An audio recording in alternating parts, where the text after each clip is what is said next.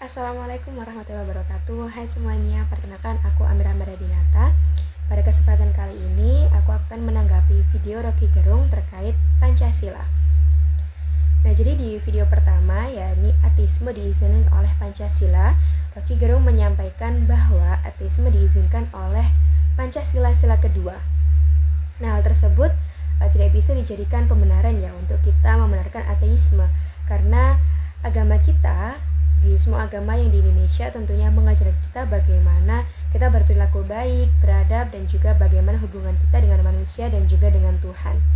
Nah, agama adalah salah satu landasan kita untuk berperilaku, untuk berpikir, dan juga untuk menanggapi segala sesuatu yang ada di dunia ini maupun di akhirat. Nah, jadi Bung Rocky juga mengatakan bahwa kesolehan dan keadilan tidak bisa dijadikan satu, dan hal tersebut harus dipisahkan.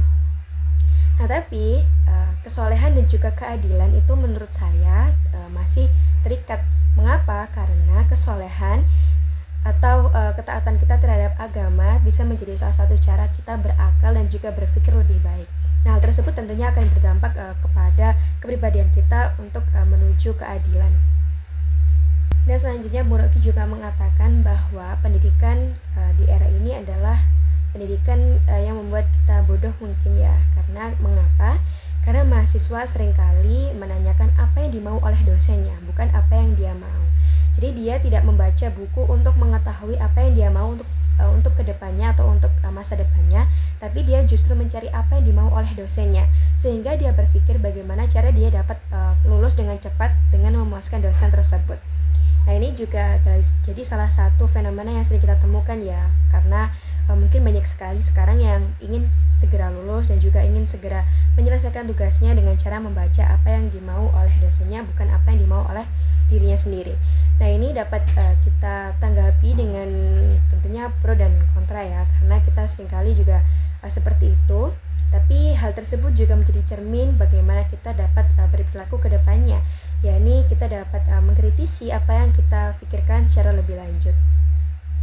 Jadi kita bukannya menuruti apa yang dimau orang lain, tapi kita menuruti apa yang menjadi pikiran kita, seperti itu. Lalu selanjutnya, Bung Rocky juga mengatakan bahwa tidak ada satupun sila Pancasila yang berasal dari bangsa Indonesia. Beliau mengatakan bahwa sila Pancasila berasal dari negara barat maupun negara yang lainnya.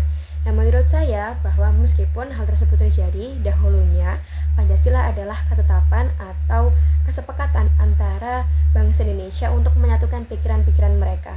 Nah, pikiran mereka yang berasal dari liberalisme, demokratis, dan juga lain-lain yang disatukan melalui Pancasila. Nah, di Pancasila tersebutlah akhirnya tercipta suatu dasar atau fundamental untuk mengatur bagaimana jalannya negara kita.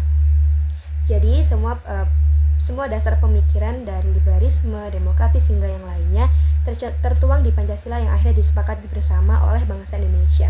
Nah, Pancasila juga menjadi landasan bagi kita untuk mengatur undang-undang dan juga mengatur keseharian kita bagaimana berperilaku dan juga berpikir.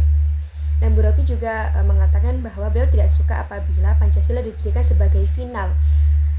Nah, mungkin dari sini saya bisa menanggapi bahwa Bung Rocky mengajak kita untuk terus mengkritisi, terus mempertanyakan apa itu Pancasila, bukan hanya menjadikan Pancasila sebagai akhir atau final. Jadi dari kedua video tersebut, yakni ateisme diizinkan oleh Pancasila dan tidak ada satupun sila Pancasila yang berasal dari bangsa Indonesia. Menurut saya pendapat setiap orang tidak dapat disalahkan, karena sejatinya filsafat adalah dasar pemikiran masing-masing orang atau masing-masing pribadi.